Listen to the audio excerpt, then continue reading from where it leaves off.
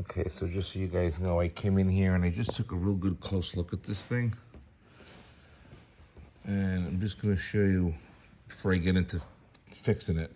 The first thing I did was I felt it. And I wanted to make sure that what I was feeling was higher than the surface of the table, because it looked like it was more of a bump than it was a divot, if you will. And I was able to confirm that by rubbing back and forth and feeling the high spots. I took a little mineral spirits and a rag, gave it an aggressive, not aggressive, but just a good, consistent medium pressure back and forth. Wiped it. Confirmed that it wasn't tape or residue that would come off and that it was indeed a part of the finish. Some of it came off, but I really just cleaned it on that first step.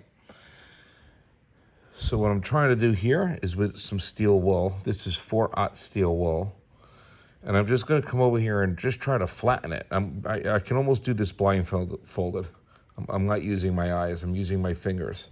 So I'm gonna come over there, find those high spots and come over them very gently and in trying to flatten them out.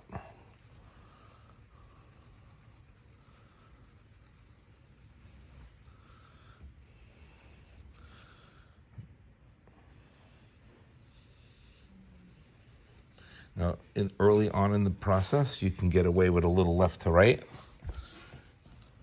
Ultimately, you're gonna have to finish the other way. But you can feel if it starts to get too slick, you gotta start cutting across.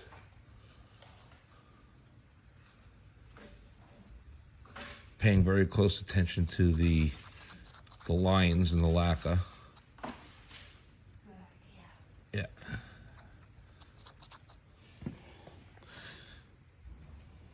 It still feels quite high over here. These right here, I could really feel it are up there. Now, if you got to get a little bit more aggressive, I'm going to try to catch this with the light.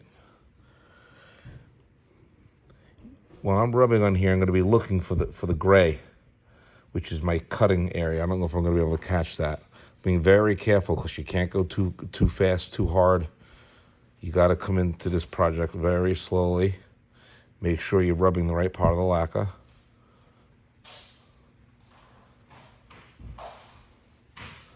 Over here, it still looks pretty tough. I'm gonna start to really come in. Take a video when you do this work, Don? Yeah, I'm gonna come in and start really focusing on just the high spots.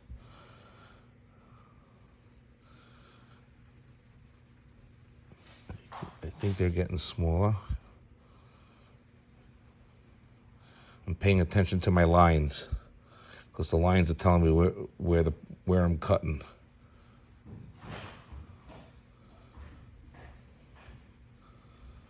You got to be very careful here that you don't cut through the lacquer. You cannot do this aggressively.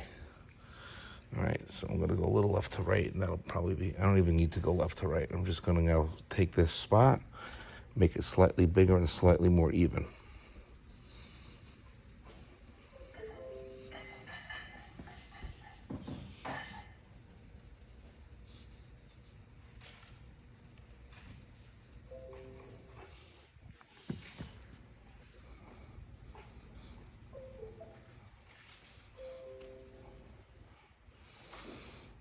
I can still feel it.